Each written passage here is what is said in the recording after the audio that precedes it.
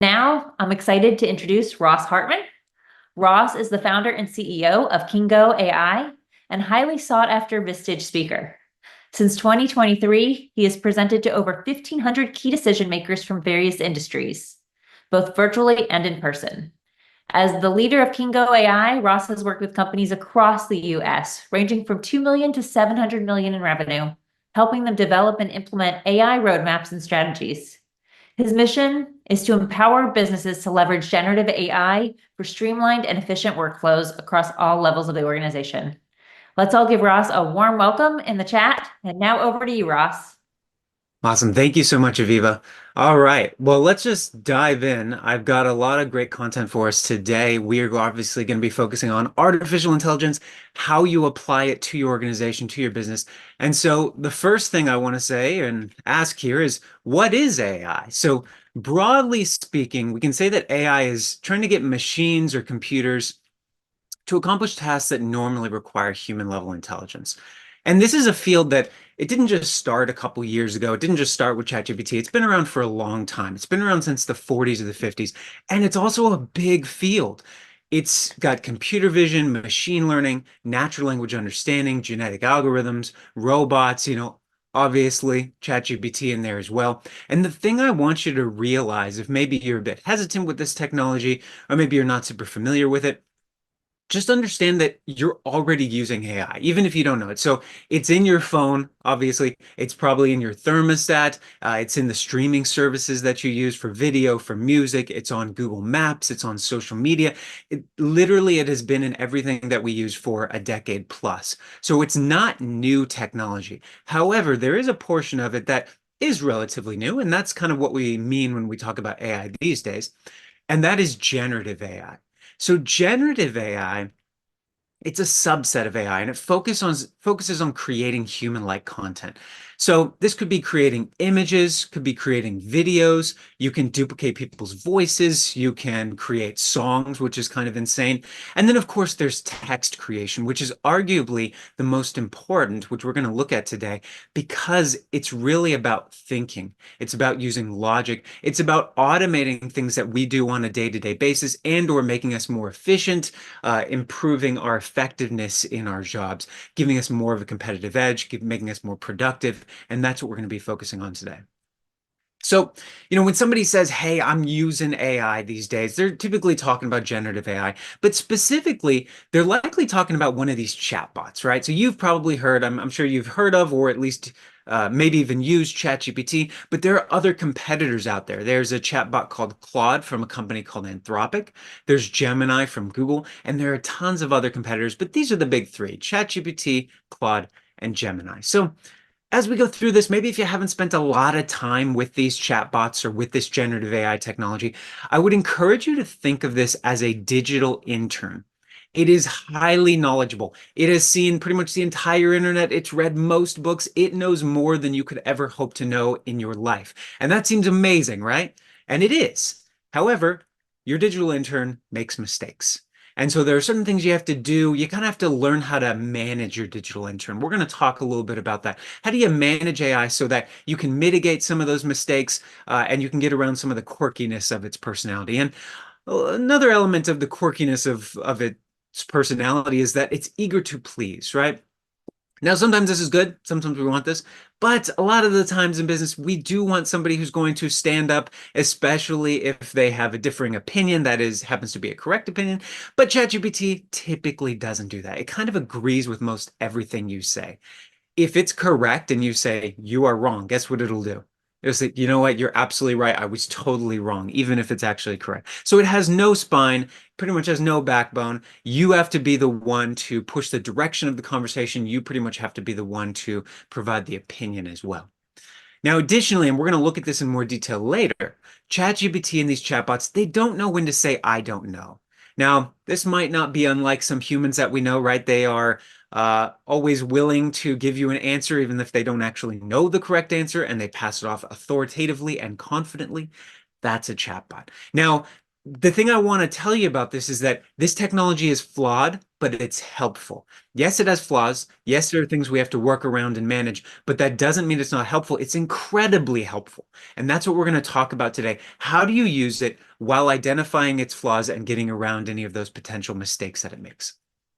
Now, first thing I want to ask is, how are people using this technology? We're going to look at just very briefly on a personal side, how are people using this? Well, people are using it to create travel itineraries. You can say, hey, I'm planning on going to this country. This is the food that I like. These are the activities I like doing. Can you put together an itinerary for me? And it'll do that. You can say, hey, we're putting together a birthday party or we're putting together a company event or something. Let's do some event planning, do some brainstorming perhaps, and going through all the possibilities with it. There's recipes. Upload a family recipe. Say, can you make this 30% tastier? Maybe I only have 20 minutes a day to work out. Can you put together a workout plan for me? People are using this for journaling, for chatting, for gaming, for simulations, for creative writing. You can create a coloring book with it. There's tons of different personal applications. Today, of course, we're obviously focused on business use cases. So we're going to look at a few different areas where you can use generative AI to be more productive on a daily basis, but also to get your company a competitive edge, right? That's obviously key. And it's typically most applicable as low-hanging fruit in marketing and sales. You can use it for creating blog posts, social media posts, advertising content, sales letters. There's tons of other stuff you can do for creating targeted content and specific outreach. Very valuable. Now, some other use cases. Q&A, you can create a Q&A chatbot that's tied to your documents, or maybe a training chatbot that's tied to your standard operating procedures. You can create a legal contract analyst. One thing I want to note here is that AI and ChatGPT does not replace your lawyer. You still have to send your contracts to your lawyer. Very, very important. However, it can serve as a second set of digital eyes. It can help you try to find loopholes, red flags, that kind of thing. Customer support, AI can actually answer the phone. It can respond to texts. It can respond to emails. So a lot of possibilities there with additionally project management, estimation, bidding, takeoffs. You can use it for writing proposals. There's resume screening, onboarding, personalized training. Quick note here as well, if you're going to use this technology in HR, check your local regulations. There are some restrictions on how you can use it. All right, so I always love to go into a quick demo, especially for some of the folks who may not have had a lot of time with this technology. So the first thing I am going to do here is change my slides, and I'm going to go to ChatGPT. So you should be able to see ChatGPT now. And for those of you who maybe haven't spent a lot of time with this technology, talking to a chatbot's kind of just like texting, really. But there are different ways of using a chatbot. So I like to think of it as there's kind of the crutch way or the kind of the cheater way. It's like if somebody comes to you with a question, you just ask the chatbot and then you spit back the answer to the person, right? And so, like for instance, if I'm going to go to ChatGPT, I'm going to say, create a marketing strategy for us. I'm not really giving it any other information. I'm just want to use it as a Q&A tool where I ask a question and get an answer back. And this is kind of the beginner way of using these chatbots or these what are called large language models. And so it's going to go through here. It says, identify your business goal, understand your target audience, conduct market research. Okay. I mean, this is helpful, right? If we're going to put together a marketing strategy, but it's also kind of generic. It's kind of like, this is what I would get if I found a blog post about the top 10 things you need to keep in mind when you're crafting a marketing strategy. And so this is a way in which you're not using your brain at all, right? You're not developing your skills. You're not developing critical thinking. You're pretty much just going to take whatever the AI has to say and maybe spit it back to whoever asked you a question, or just take what it's got here and it's going to be pretty generic. This is, again, the beginner way of using ChatGPT. It's like using it kind of like Google. I ask a question, I get an answer. Now, there is a better way to use ChatGPT, more of an intermediate approach. And this is where we're going to provide context. So if we think about ChatGPT as our digital intern, the first way of asking questions is kind of just like, hey, intern, go make a marketing strategy. And then the intern says, I have some questions. And you say, no questions, just go make the marketing strategy. And then it comes up with something pretty generic that it found online, right? Now, what if we instead sat down with our digital intern? And let's say that for this exercise, we're a fractional accounting firm. So I'm going to say, who might be the target market for a fractional accounting firm? This is kind of like we're going to have our digital intern go off and do some research, right? And kind of use a technique where it's getting context. So it's going to say, okay, some target markets might be small, mid-sized enterprises, nonprofits, charitable organizations, professional service firms, freelancers and solopreneurs, private equity and venture capital-backed companies, real estate investors, e-commerce businesses. So this is a lot of different things. It's pretty broad for just a broad fractional accounting firm. Maybe we want to go back to ChatGPT and say, hey, we're focused on a specific market or specific segment. And I'm going to say, let's say we want to focus on small and mid-sized businesses. What are the unique challenges faced by small and medium-sized businesses when managing their accounting needs? So what I'm doing here is I'm using a technique called priming. This is where I'm getting the AI to think about a topic and putting it in its short-term memory. It's kind of like getting it on the right train of thought. So now it's going to say, okay, so some of the challenges that small and mid-sized businesses might have as far as their accounting needs go: limited financial expertise, cash flow management, compliance and taxation, technology and accounting software, limited resources for full-time staff, scalability and accounting operations, time constraints, expense tracking, budgeting, all these sorts of things, right? After I've got this in the AI's memory, remember that we're ultimately trying to move towards a marketing strategy here, but I'm just asking questions to get it going in the right direction. I'm going to say now, okay, great. We've got some target markets. We've got some potential challenges that they're facing. What are the key elements of a strong value proposition for a fractional accounting firm with regard to these specific challenges? So then it's going to say, okay, well, if you want to look at what your unique value proposition might be here: expertise on demand, scalability and flexibility, cost efficiency, comprehensive financial management, improved cash flow management, compliance and risk mitigation. These are all things that are going to be addressing what our market might most be looking for. And note here that I have still not asked anything about a marketing strategy. I have not done any of that. All I'm doing is getting the AI to put all of this in its short-term memory. Now, I'm going to keep going with a few more background questions here because I want to show you the value you can get from getting it to think first before it answers. And this is an important distinction between AI and humans. If you ask a human a question and it's going to think a little bit in its head before, I should say they're going to think a little bit in their head before they answer, right? And I'm going to ask this next question real quick. What are the most effective marketing channels for B2B professional services firms? We're just getting it to think in this area. If you ask a human, they're going to sit down a little bit. Maybe they'll do a quick outline. Maybe they'll think in their head and then they'll answer.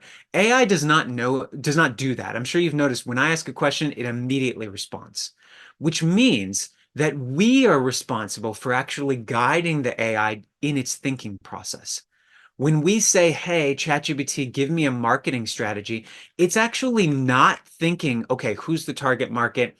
What are the unique challenges? What might your value proposition be? What are the most effective marketing channels? It's not thinking any of those things.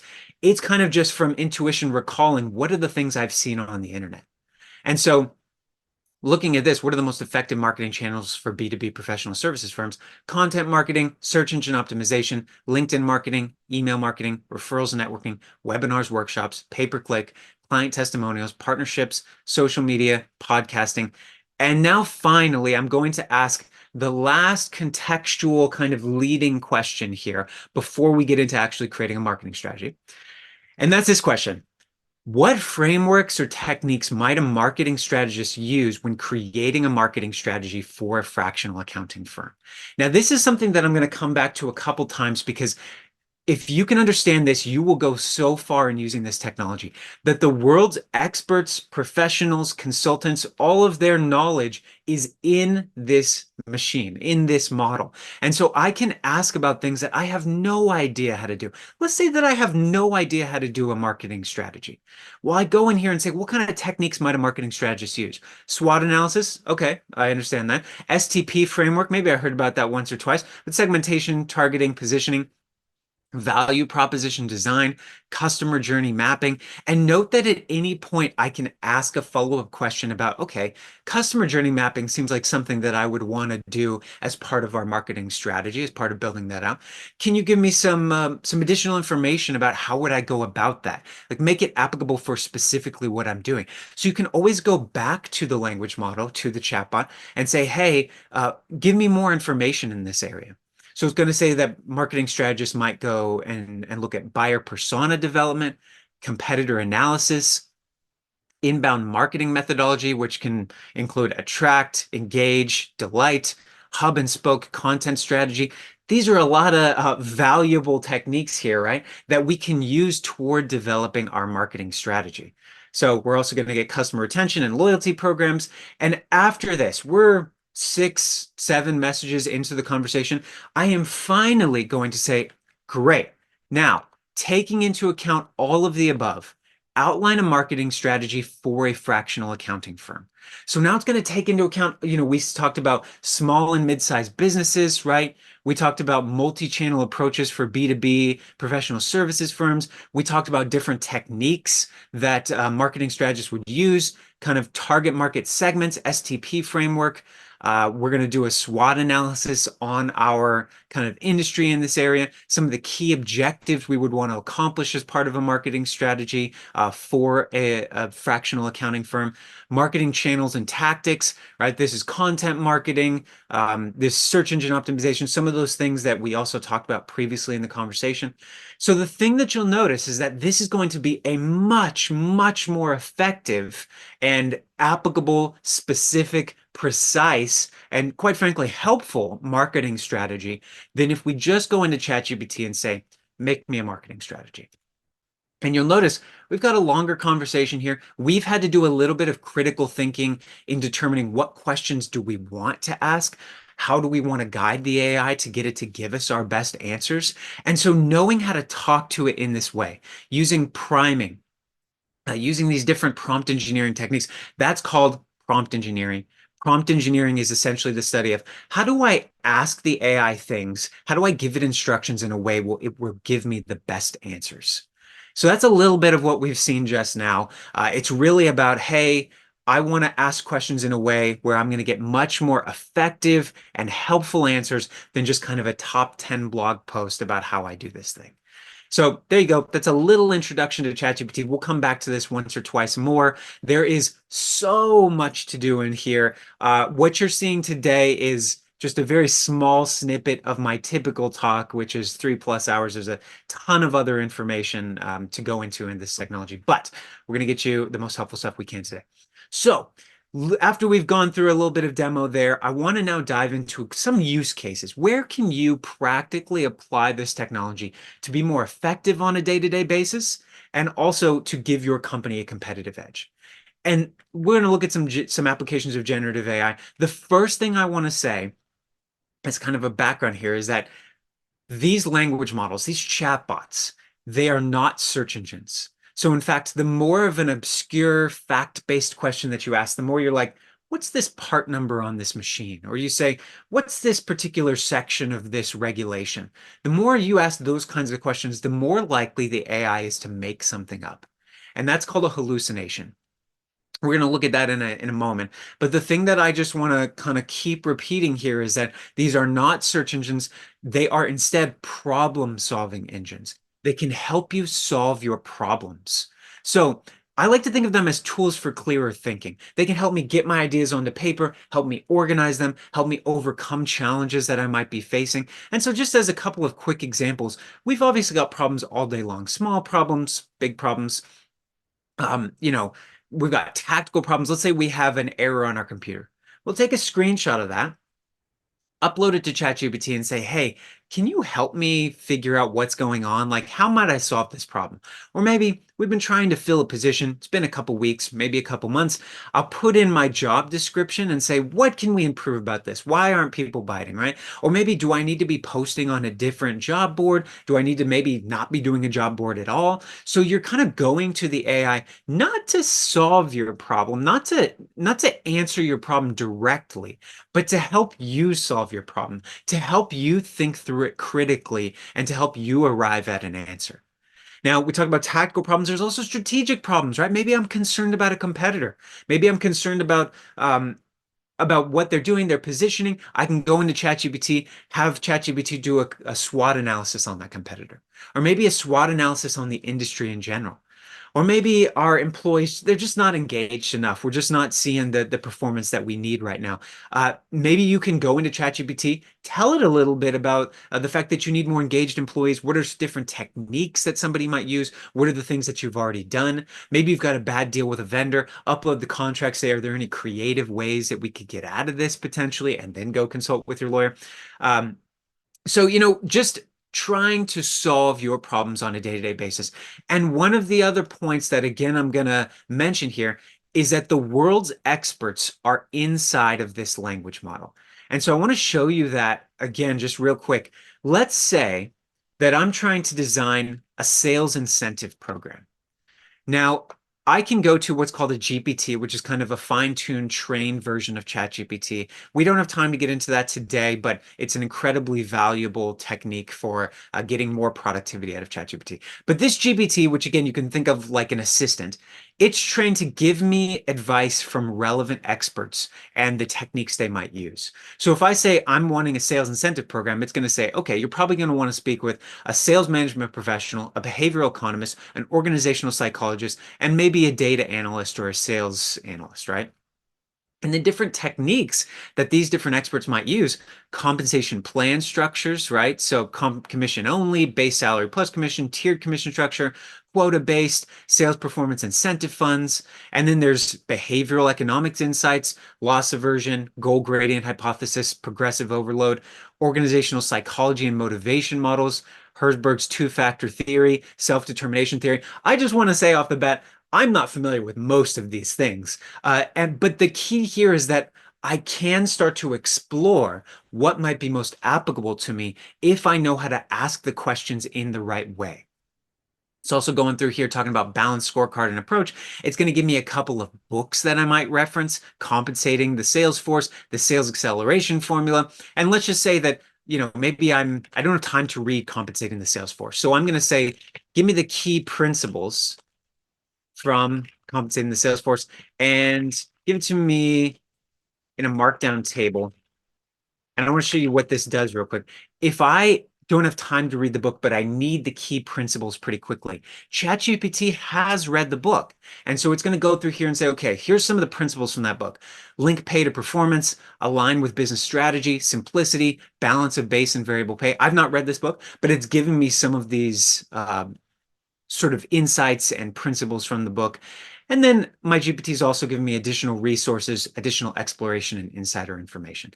So again, the world's experts, they're in this model. And yes, it makes mistakes. Yes, you have to review it. However, for helping you solve problems, it is absolutely a game changer if you know how to talk to it, if you know how to ask the questions in the right way. And again, that is called prompt engineering. Okay, so let me go back to my slides here. That's problem solving. If there's nothing else you take away from this talk and you're going to use ChatGPT for one thing, use it as a problem solving and brainstorming partner, something you can just bounce ideas off of and help you get your solutions to your answers or to your problems, help you approach those in different ways. So let's start going through some of the different departments and some of the areas where you can potentially apply generative AI. Now, obviously, there's content creation. When we think of generative AI, we think, okay, let's write an email, let's write a job description, let's write, a blog post or something. And it does incredibly well there. I would say absolutely do that and use that. But one of the things I want to show you with marketing and with content creation in general is that you can take advantage of mass customization, mass personalization. So check out this video real quick. I'm going to refresh us. Check this out. Welcome to HeyGen, where you can create and translate videos without a camera or crew. I may not look like it, but I'm an AI avatar, and I can speak your audience's language. Hablo 175 idiomas. Sie können auch vorhandene Videos mit KI-Stimme und Lippensynchronisation übersetzen. That's the magic of HeyGen. What can we help you create? Hey there, Okay. Welcome to So that clearly you can probably tell is an AI. The technology is getting better and better, but this is the key point here is this is the CEO of HeyGen. He does not speak those languages. He did not record this video. So this is something that he used HeyGen as a service to have a model that was trained on his likeness and on his voice. Now, why do I mention that? Because imagine in the area of content creation, imagine that you could have an AI, a language model tied into your CRM, and it's taking notes from your CRM and basically putting together personalized messages based on the relationship that you've had with a customer, with a client, sending that to HeyGen, and then you can deliver a personalized message, customized message to that person with you speaking in your voice. That's the power of mass customization and mass personalization. And one of the things I want to get across to you today is that generative AI goes so much further beyond just, hey, write me an email. Now, there's also campaign performance reports. You can have generative AI pull campaign performance reports and analyze it, have it give you analysis essentially and data insights. Analysis of customer feedback. I don't know if anybody sends customer surveys or if you're afraid to send customer surveys, but once you get those back, you can feed those into a language model and you can have it give you your insights essentially. What are people frustrated with? How can we improve our service? Now, before you go ahead and upload your customer reviews and surveys, or before you upload any contracts, before you upload financials, 5-year plan, I do want to really quickly note a few things you need to keep in mind for data privacy and security. By default, all of the information you put into this box, it is used to train future models. So GPT-5, GPT-6. So what can you do about that? You can actually turn that off. In the top right-hand corner, you go to settings, go to data controls, and then there's a setting here. They're going to try to guilt trip you into this. You are not going to fall for it. It says improve the model for everyone. You want to make sure that this is off. So you are going to make sure this setting is off on all of your devices, your desktop, your laptop, and your phone. And for any employee that you deploy this to, you need to make sure this setting is off. So just quickly reviewing once more, go here, go to settings, go to data controls, and improve the model for everyone should absolutely be off. There are different tiers of accounts in ChatGPT. There's a free version, a pro version, and a team version. The team version has this off automatically so that you don't have to monitor this. Pro version is $20 a month. Team version is $25 a month. I personally think the extra $5 is worth the peace of mind, but just really important to note there before you put your content into ChatGPT, make sure that you have turned that training off. Likewise, if you're using Gemini, Claude, check their terms of service. I believe they don't train on your data, but you should definitely verify independently. All right, so analysis of customer feedback. Again, you can put in your customer feedback if you have your training turned off. So let's look a little bit at some applications for sales, right? So there's analyzing sales calls to create personalized development programs. Let's say that you've got consent to record the call, you recorded that, you take that last 10 calls for a sales rep, put that into a language model and say, put together a personalized sales development plan for this person. Where are some areas where they can improve? Another area that I'm really personally excited about, and I think we're going to see a lot more development in this in the next couple of years, is real-time feedback during calls. So imagine that you've got a sales rep on the phone. You have an AI with consent recording that call in real time, and it is listening to when the prospect starts objecting. When the prospect starts objecting, the AI provides feedback about how to overcome that objection to the sales rep in real time on their screen. Or maybe it's listening to what they're saying and it's saying, can we do some cross-selling in this area or upselling? And it's offering advice to the sales rep. Now, you can also use language models to create battle cards to make you more prepared during sales calls. It can help you simulate sales negotiations. So maybe doing role playing between the sales rep and a difficult prospect potentially. There's obviously writing proposals. You can also write proposals in your voice. So you can take previous proposals that you have and have it mimic the style and the tone and the characteristics. So if you've ever, we'll go over that briefly in a little bit, having AI mimic your writing voice in emails, for instance. It can be much more specific than just the generic ChatGPT voice. Now, looking at applications in finance, there's obviously data analysis, right? This is huge. So you export your financials from your financial system, and then provided your training is turned off, right? Really key. You can upload that to ChatGPT and have it do some data analysis for you. Have it look at some trends. How can we extrapolate this into the future? What are the projections? Are there any anomalies in this data? Is this company healthy? What kind of metrics or ratios would a financial analyst look for in this company to determine whether this company were healthy?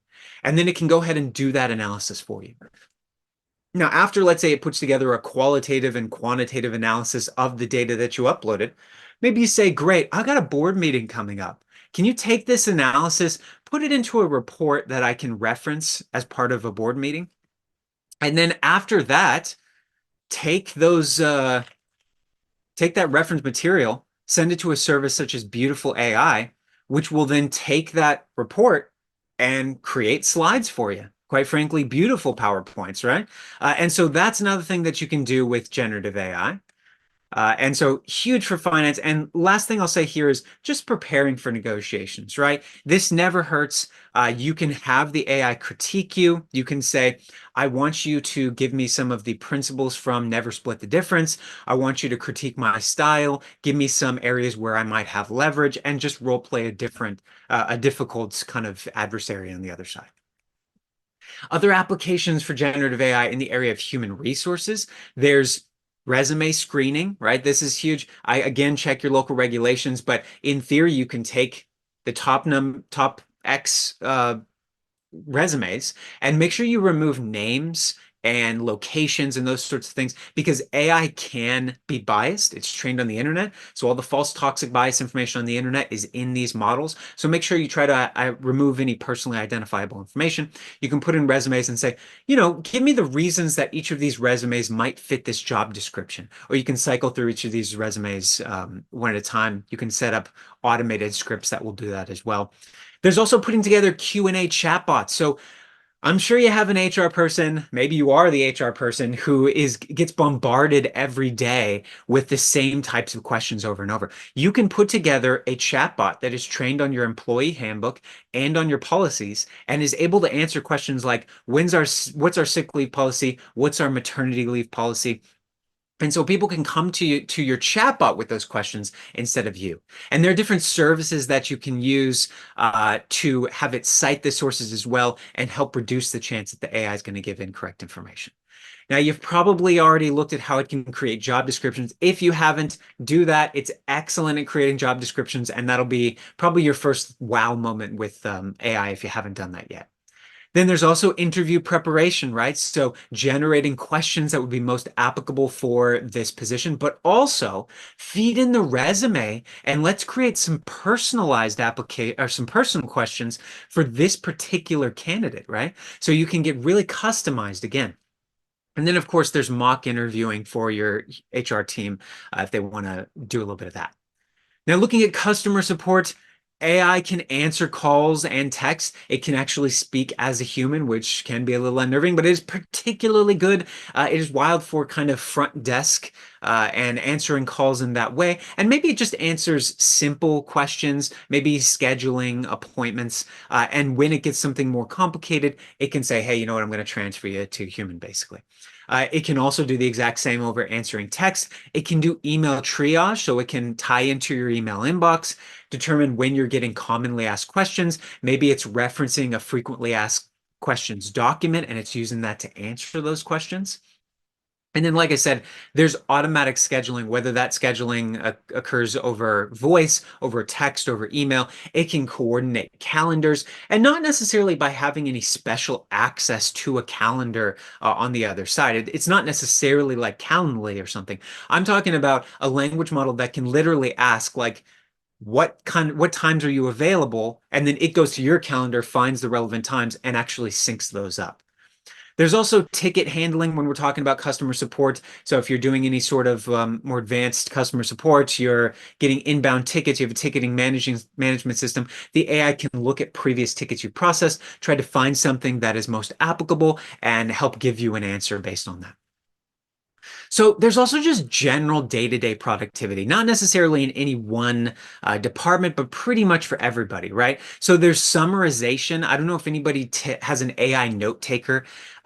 First thing I want to say is that there are a couple downsides with AI note takers. So you want to make sure that your legal team's okay with it, make sure you're okay with it. I'm going to list those really briefly. One is you have to make sure you have consent from everybody on the call if you're in a two-party consent state.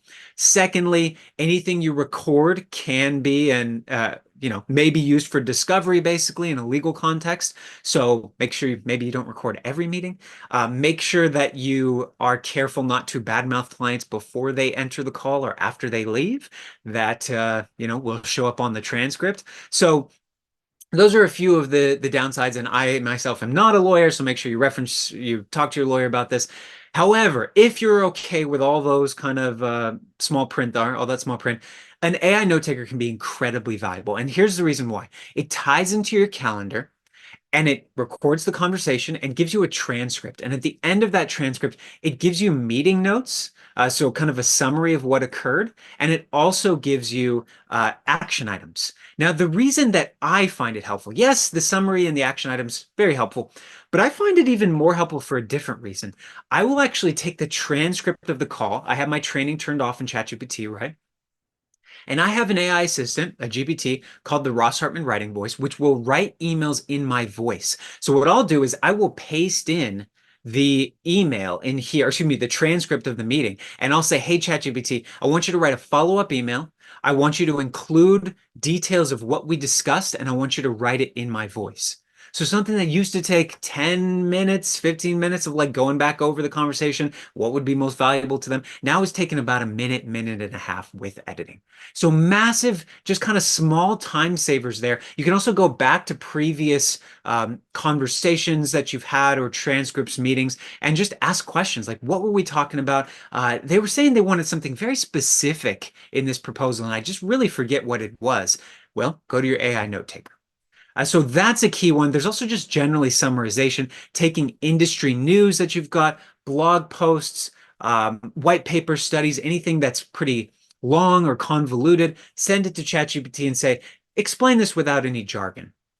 And I talked a little bit about how you can draft emails in your voice. The way you can do that, you use prompt engineering to do what's called few-shot prompting. And that's a fancy word for basically providing examples. So you're going to give examples of your email writing voice, and it's going to be able to sample that and continue speaking in that way. So prompt engineering is incredibly valuable, but you do have to know how to do it.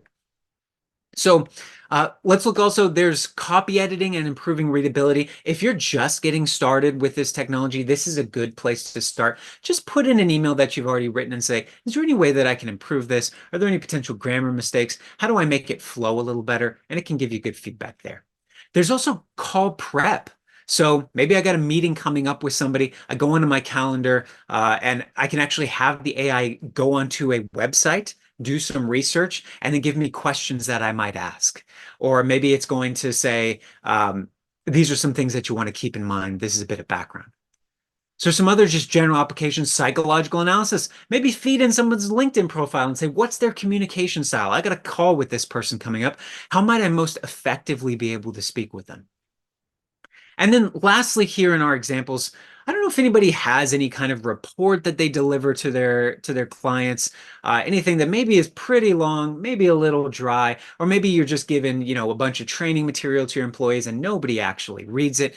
Well, this is a really interesting use case here, and that's making your content more digestible. Taking dry or highly technical training manuals or maybe reports, educational content, and making it easier to consume, making it more likely that someone will actually read it, listen to it, and digest it. Let me show you an example of this. I took a medical journal, super boring, dry medical journal about dental operative microscopes, and it created for me a podcast. This is a service called Notebook LM. It's free by Google. Take a listen. We'll listen just for 30 seconds or so to this podcast. Remember, it's for a medical journal article, super boring, but here's the podcast. Ever get that feeling, like you're about to become a human pretzel in that dentist's chair? Yeah. And you're thinking, how on earth can they see anything back there? It's practically an expedition. It's true. Our teeth They've got more nooks and crannies than, well, And for a long time, dentists, they had to make do with just what they could see. No fancy gadgets. Right, just the old Mark One eyeball. Exactly.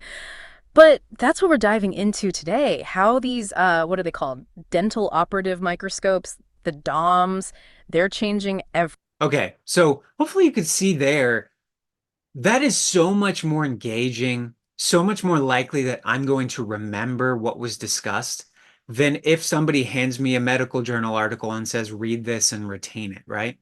And so turning your content into something that's more digestible, amazing use case. This is just going to get better and better as we go. Quick note here, this is generative AI, which means that it can make mistakes. So if you're doing anything in the realm of safety or, law, anything that needs to be correct from a legal standpoint, maybe don't turn it into a podcast. It's only more things that are can have some mistakes potentially. All right. So I've been going on and on about all the amazing things that AI can do for us, right? I want to talk to you a little bit now about some of the limitations of this technology. So the first limitation is that AI is trained to please, which means that when I ask a question, it wants to give me an answer, which is typically great. That's what we want. But what happens when I ask a question that the AI doesn't know the answer to?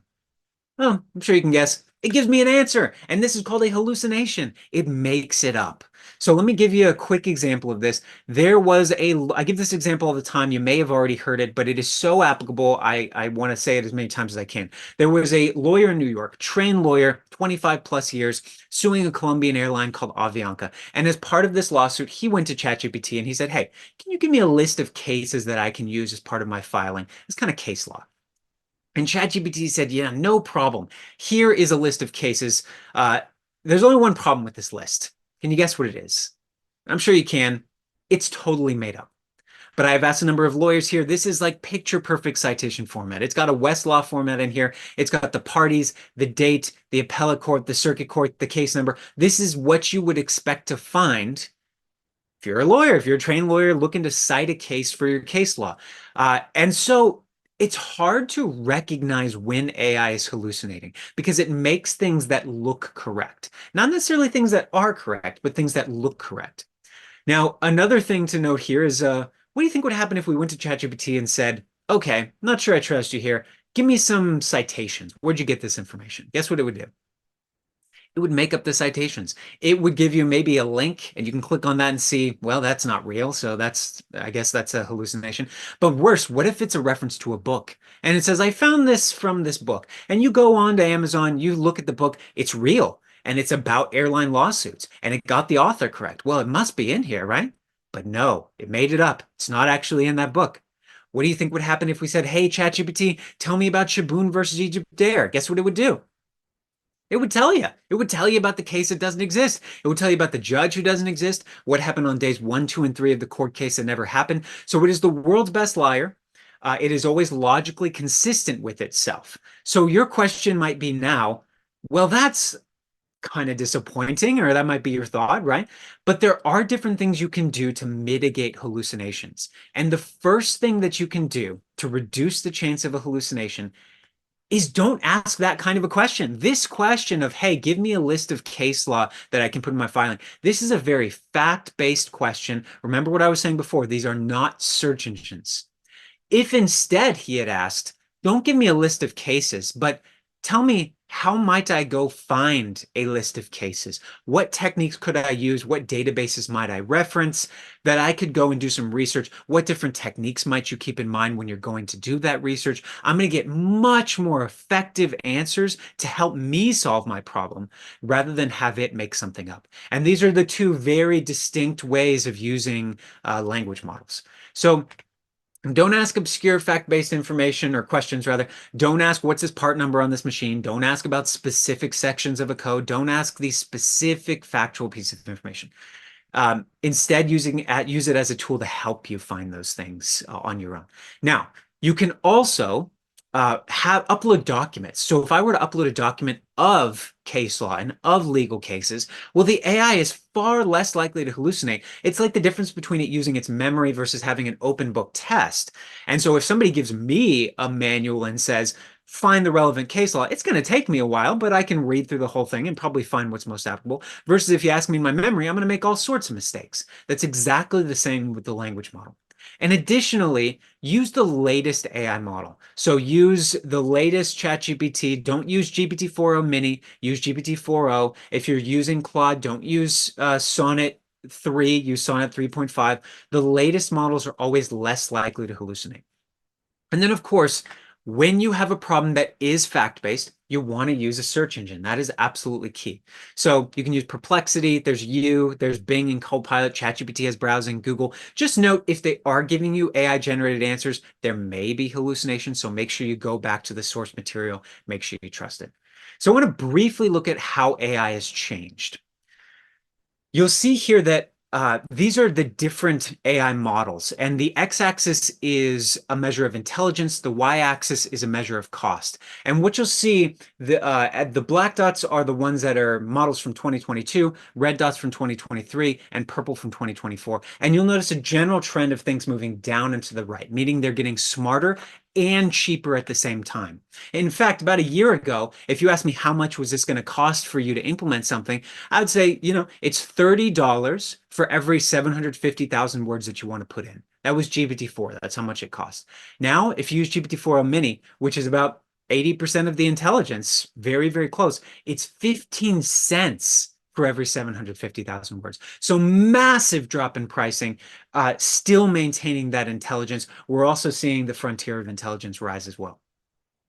Now, there was the introduction of a new type of model called the O1 model. I don't know if anybody has seen this in their dropdown in ChatGPT, but I want to show you what is this thing? How can it be used? The O1 model is a little different than standard ChatGPT because it actually does think in its head before it speaks. I was saying language models don't do that. Well, the O1 series does do that. So here are a couple of benchmarks. You can see this is a math competition on the far left. This is not like a high school math competition. This is like a math Olympiad, hardest problems that humans face. GPT-4o, which is the language model you're likely using most of the time, gets 13.4%. The O1 model, which will be released in a couple weeks or months, gets 83.3%. Massive boost in ability and accuracy on difficult math problems.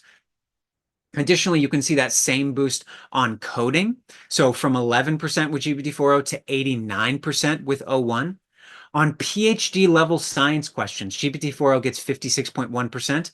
The O1 models get 78%, and a human expert gets 69.7, meaning that the O1 models, when answering PhD science level questions, they outperform expert humans. Now, these O1 models are not great for everything. I'm going to tell you, they're not going to write your emails better. They're not going to give you a better job description. They're not necessarily even going to give you a better marketing strategy. What they are particularly good at is math, science, engineering, coding, accounting, anything where there is a specific, definite, correct answer. And so if you'll see here, kind of this blue, that's the original performance on these benchmarks of GPT-4o. The red is the boost that the O1 models got over the GPT-4o. And you'll see there's a massive boost on the LSAT where there's a lot of logic. There's a huge boost on physics, boost in college mathematics, formal logic, chemistry. However, you'll notice that there is no boost whatsoever in AP English. And again, that's because there's some subjectivity to that's not where the O1 models perform well. So this is a direction that we're starting to go. This is a new model series. We're going to keep getting better and better with these models. And I am going to guess that these benchmarks are going to keep going up as they start approaching 100. Now, I want to show you another example here, and maybe you're already familiar with this, the fact that you can now speak to ChatGPT. And I don't mean it's just converting your text into audio. I mean, literally, you can speak to it like a human does, with tone, with inflection, with it recognizing your voice, recognizing emotions, all those sorts of things. And just check this out real quick. Let's see, get that to play. There we go. Hey, Chad, are you there? Apparently, Chad is not there. Okay. Hey, Chad, are you there? Again. Hey, yeah, I'm here. What's up? Hey, let's have some fun. I'd like you to be super sarcastic. Everything you say from now on is just going to be dripping in sarcasm. How does that sound? Oh, that sounds just amazing. Being sarcastic all the time isn't exhausting or anything. I'm so excited for this. Nope, the sarcasm. Let's get this party started, or whatever. Okay, so the reason I show you that is because when Hey, Chad, are you there? oh, and we got some Hey, yeah. there we go. Let's stop real quick. The reason I show you that is it gives you a little bit of glimpse into the future of how we're going to start working with AI. And one of the big ways that we're going to start working with AI, and we're starting to look a little bit into the future now, is we're going to use it as a personal assistant. Now, you might be saying, yeah, I'm already using it as a personal assistant. Yes, we're asking questions, we're getting answers back. However, it's going to become far more integrated into our work. So what do I mean by this? You're going to have an AI, and you can already see this with the ChatGPT app on the Mac, and they just released the Windows one as well, where it can see your screen, it can speak to you like a human can, and you can just ask it things in real time. So it's like having a personal assistant over your shoulder, if you want that. And you're working in a Word document, and you're saying, I kind of forgot, like, what is this technique that needs to be used here, or how can I best continue this proposal? You're not necessarily going to go to ChatGPT and ask. You're just going to speak it out loud. And guess what? Your AI assistant on your computer is going to respond to you directly and maybe even make those changes in your Word document directly. So this is a huge direction that we're going toward. Personal assistants that can integrate and interact with our environment. And another area where work is going to change is that we are going to start seeing what are called agent swarms. Now that sounds a little intimidating, but really all it is having a team of, let's say, thousands of AI agents. And these are kind of, you can think of them as assistants.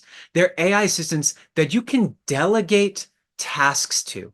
Now, notice that that is different than ChatGPT. With ChatGPT, I ask a question, it gives me an answer. That's helpful. It can help me solve my problems. But going forward, you're not just going to ask questions of your AI assistants. Instead, you're going to give them objectives. You're going to say, hey, I want you to go create a marketing strategy for me. And then it's going to say, okay, I'm going to go off and create 3 accounts on, Google, on Meta. It's going to create these accounts. It's going to create 1,000 different creative assets. It's going to deliver you a report every Monday morning about how that's going. And then it'll come back to you in 30 minutes with everything that it's done. So that is the direction that we're moving. And we are all going to become AI orchestrators. So there's going to be far less work on menial, repetitive tasks and much more effective work in working with these AI agents as a team that you delegate to. And that's really the next level that we're going to start to see in the next few years. So you want to make sure that you are understanding how to use this technology today, making sure you're getting this infrastructure in your business today so that you can be ready to get a competitive advantage today, but also be ready when these agent swarms and these personal assistants start to be integrated into our lives. You're going to be able to take advantage of them and get that competitive advantage immediately. So as we start to wrap up here, I just want to briefly look at rolling out AI in your organization. Your challenge, it's going to be a 3-part challenge here. First is knowing when to use AI. What are the best use cases? I went over a couple of different applications, but there are tons more. There's so much more. And so you want to find the right use cases. Also knowing how to use AI. How do I talk to these large language models? How do I do prompt engineering? How do I avoid hallucinations? These are all important things as far as the actual kind of art and science of using these AIs.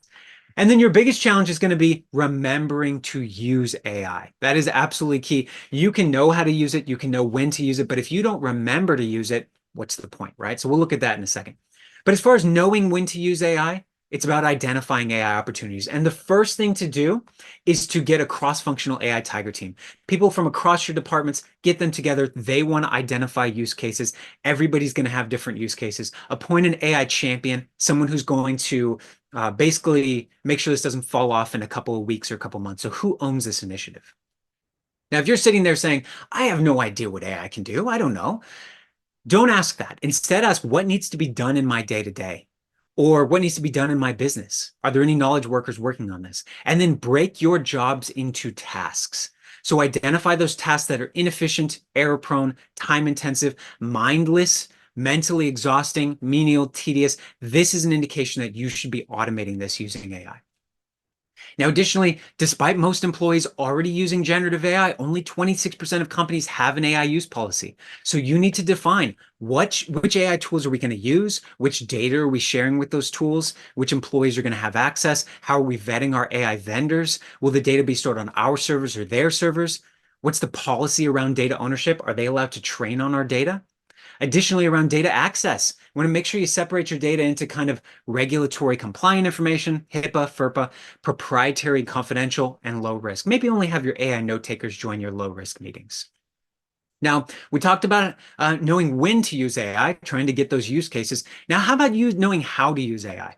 Well, this is where training comes in, right? Training obviously being key. What do you include in your training? Go over hallucinations. How do you guard against them? Avoiding complete trust in AI, using it as a critical thinking tool instead of as a crutch.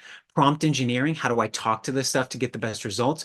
How do I know which tools to use at the right time? There are a ton of generative AI tools. You have to know how to use them and when to use them. And lastly here, remembering to use AI. So this is really about establishing a culture around AI. If you've done your security, your policy, your strategy, your training, and everything else, but people don't remember to use this technology, what's the point, right? So as with all kind of buy-in, it's about selling the benefit. So you want to start with a small, focused AI experiment, a prototype, a really simple kind of something that, maybe an HR chatbot, a simple thing that's going to demonstrate immediate value to your team, something that can answer your HR questions, and then demo that AI prototype to your team, get broader buy-in, celebrate it as a quick win, and then build momentum. So get larger and larger AI projects as you go. And then you're going to want to develop in-house tools like GPTs, these AI assistants, very important there. One thing I really want to stress here is that AI is not owned by one team. It's typically, you're not going to find a lot of success by just giving it to your CTO or just giving it to your IT department and saying, figure this out. Because AI is not a standard software project. It's different for everybody. Everybody's going to use it differently. Everyone's going to have different prompts. Everyone's going to have different AI assistants. It really is more of a whole organization, strategic, creative approach, not a software deployment. And it's weird to think about that, but it is very different. So your whole team has to be involved in this. And then how do you make this technology stick? How do you get this as a behavior change to stay? Well, you can ensure that ChatGPT is easily accessible, right? Maybe setting it as a homepage for everybody. Start with a defined task for which people are going to use a language model. That just gets them into it. Maybe they're going to use it to improve the flow of their emails potentially after they've written it. Then experiment with different use cases. Make sure it's within the bounds of your AI use policy, but feel free to experiment, with different use cases, different prompt engineering techniques, provided it's okay with your policy. Then there's picking an accountability partner. I find this to be really helpful. Just somebody who's going to be like, hey, did you use it today? What did you use it for? How was it helpful? Where did it fail? And as part of that, set up an AI Teams or a Slack channel where people can share, these are the prompts that worked for me. These are the prompts that failed. Can anybody try to figure out how I can make this work? Maybe even having prompt hackathons. I've seen those be pretty fun and successful. So last thing I will leave you with here is that when you're using AI, if you are thinking about this as a project, something that you're going to do for the next 90 days, it's going to be your rock, it's going to be something you just tackle, and then you're going to be done. You are likely not going to see transformative results. AI is a new department, quite frankly. It is an ongoing process in your organization. It's like HR, it's like human resources, but it's artificial intelligence resources. It's AIR. And it is something that you basically want to make sure you are continually staying on top of the latest technology. You're continually staying on top of how to prompt better, training your team how to be more efficient, because it's only when you treat it as a process, as a new department, as a thing that's going to be continually improving, that you can really get both the competitive advantage today on a day-to-day productivity level and also a competitive advantage going forward. Any company who's sticking their head in the sand right now, I guarantee you they're going to wake up very surprised in a couple of years. But if you position yourself correctly, you integrate this into your infrastructure, you train your people, you're going to find transformative results. So with that said, I'm going to pass it back now, and maybe we can go over any questions or pass it back to Aviva. Thank you so much, Ross. This was so enlightening, even for someone like me who uses AI all the time. I've got lots of tidbits. There were a ton of questions in chat. We will not have time for them all, but someone did suggest asking your questions to ChatGPT if you haven't gotten them answered here, so I'll throw that out. The first question, I'm just going to go through some of them. When should I consider leveraging public AI platforms like ChatGPT versus having AI platforms in our own data center? Yeah, this is a really good question. So the challenge here, and can you all hear me real quick? My Zoom is, I think, freezing up. You're good. Okay, good. Thank you.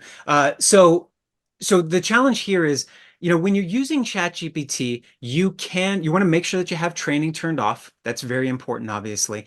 But with cybersecurity, it's not a matter of like if there will be a hack, it's kind of a matter of when. Now, ChatGPT works very closely with Microsoft's security team. They obviously do their best to stop state-level actors, hackers of all kinds. But sometimes you do just want to make sure that it is in-house. And if you need it in-house, you can actually use Azure, you can use Google Cloud, you can use AWS, any of these cloud platforms. And at that point, you can deploy these models onto your own network where they're staying in your virtual private cloud. And they're staying in your virtual private cloud, so that means that the data doesn't go outside over the internet. So it's totally internal. Now, as far as when you would want to do that, I mean, personally, I think in an ideal world where you had unlimited resources, do it immediately, right? And so it's really a pro and con cost analysis question of, if I'm going to do this, I'm going to have to maintain my own infrastructure. I'm going to have to maintain my own cybersecurity. I'm also going to have to maintain the development of a product that wraps around these these language models, because you're not going to be able to use ChatGPT directly. You're going to be able to use the language model that ChatGPT uses. So GPT-4o, GPT-4 mini, but you're not going to use ChatGPT directly. So in that case, you need to develop your own program that uses the language models. So you're going to have to likely have a little bit of a team, or you're going to have to outsource to a team that develops this product, or you're going to have to use something open source. So some of the advantages you do get from having this internal kind of chatbot on your own infrastructure, if you're going to do that, you can save your conversations, you can audit conversations, you can have more control over cost, you can be charged based on usage rather than based on subscription fees. You can control which model you're using. You can, in fact, use Google and Anthropic and OpenAI's models all at the same time. So you get a lot of flexibility. You can have more security, but it's going to come at a cost. So it's really a cost-benefit analysis there. So there was a technical question of how do you reset short-term memory if you want it to forget and begin a fresh discussion? Yes, really good question. And for some reason, and if I need to, I might have to jump out and jump back in, but my Zoom is frozen up, so I can't reshare my screen. I would like to show you this, but in ChatGPT, if you go into your settings, so you would go click on your icon, click on settings,